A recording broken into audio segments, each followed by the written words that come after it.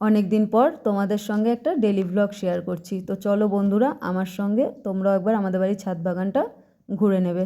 তো দেখো, ছাদে গোলাপ ফুল গাছে কি সুন্দর লাল টুকটুকে গোলাপ ফুলগুলো ফুটে রয়েছে। সামনে যেহেতু 14 ফেব্রুয়ারি আসছে, ভ্যালেন্টাইন্স ডে। ভ্যালেন্টাইন্স ডে মানেই ভালোবাসার দিন। তো ভালোবাসার দিনে সবাই সবার ভালোবাসার মানুষকে লাল গোলাপ গিফট করে। তো আমি ভাবছি এই বছর আমাদের বাড়ির বাগান থেকেই এত সুন্দর সুন্দর ফুটে থাকা লাল গোলাপ দিয়েই নিজের বরকে ভ্যালেন্টাইন্স ডেতে গিফট করব। তো আইডিয়াটা কেমন লাগলো কমেন্ট করে জানিও।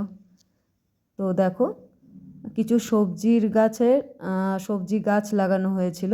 তো দেখো, এই বেগুন গাছে বেগুনগুলো কত বড় হয়ে গেছে। আর এদিকে রক্ত গাঁদাগুলো খুব সুন্দর ফুটে রয়েছে। তো এত নানান রঙের ফুল আছে ছাদ বাগানে, এত ফুলের নাম আমি নিজেও জানি না। রক্তগাঁদার মাঝখানে লঙ্কা গাছ আছে, ওর মধ্যে লঙ্কা হয়ে রয়েছে। তো দেখো, আর এদিকে আমাদের বাড়ির ছাদ বাগানে প্রত্যেক বছরেই শীতে কিছু সবজির বীজ ছড়ানো হয়। বেগুন গাছ তো দেখলেই, বেগুন গাছ, ক্যাপসিকাম আগের ভিডিওতে আছে, আগের ব্লগে আমার শেয়ার করা রয়েছে। ক্যাপসিকাম হয়েছিল গাছে, লঙ্কা গাছ, আর এছাড়াও আমার মা একদিন টমেটো গাছ লাগিয়েছিল। তো এরপরে দেখবে টমেটো গাছে কি সুন্দর টমেটো হয়ে রয়েছে। আর এই পুরো ছাদ বাগানটা আমার দিদির হাতের তৈরি।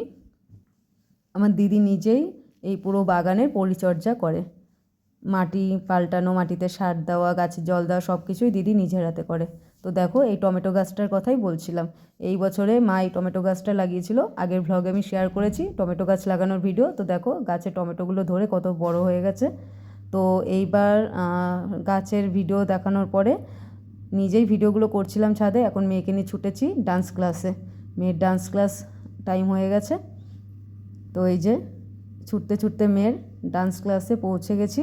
তো দেখো, ম্যামের বাড়িতে এসে মেয়েকে পায়ে ঘুঙুর পরিয়ে দিচ্ছি, ও এখন ডান্সে জয়েন করবে। এই যে মেয়ে এখন চলে যাচ্ছে, আমাকে টাটা বাই বাই করে দিল। তো এখানে আমার মেয়ে ডান্স শেখে, শ্রুতি পারফর্মিং আর্টস। তো আমরা পিকনিকও গিয়েছিলাম, সেই ভিডিওগুলো তোমরা দেখে নিও, খুব এনজয় করেছিলাম পিকনিকে গিয়ে। তো মেয়েকে ডান্স ক্লাসে দেওয়ার পরে বাজারে চলে এসেছিলাম। বাজারে এসে দেখি কি সুন্দর সুন্দর সরস্বতী ঠাকুরের মূর্তি। দেখো, দেবী সরস্বতীর মূর্তিগুলো এত সুন্দর লাগছিল, নিজে অনেকক্ষণ দাঁড়িয়ে দাঁড়িয়ে দেখছিলাম। তারপর ভাবলাম একটু ভিডিও করি, তোমাদের সঙ্গেও শেয়ার করে নেব। দেখো, এদিকে সাদা সরস্বতী দেবীটা দেখো ঢাকের সাজের, খুব সুন্দর লাগছিল। প্রত্যেক বছরেই আমাদের বাড়িতে সরস্বতী পুজো হয়, এই বছরও হবে। তো দিদি এই বছর ঠাকুরনগর থেকে সরস্বতী ঠাকুর নিয়ে আসবে, দিদির অনেক দিনের ইচ্ছে ছিল। তো যাই হোক, বাড়ির সরস্বতী পুজো সব কিছু তোমাদের সঙ্গে শেয়ার করে নেব। কালকেই যেহেতু সরস্বতী পুজো, তো ভাবলাম যে একটু সরস্বতী পুজোর সরস্বতী ঠাকুর বলো সব কিছু একটু তোমাদের সঙ্গে শেয়ার করে নিই। তো দেখো, ঠাকুরের মূর্তিগুলো কত সুন্দর। আর সরস্বতী পুজো আসলে ছোটোবেলার কথা মনে পড়ে যায়।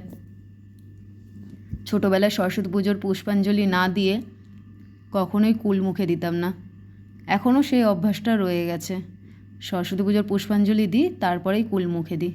তো তোমরা আমার মতন যারা যারা এখনও মানো, জানি কুল খেলে কিছু হয় না অনেকেই বলে, তবু ছোটোবেলা থেকে এটা করে আসছি। তো সরস্বতী পুজোর পুষ্পাঞ্জলি দেব, তারপরেই কুল মুখে দিই। তো ভিডিও কেমন লাগলো, ভিডিও ভালো লাগলে লাইক করে দিও।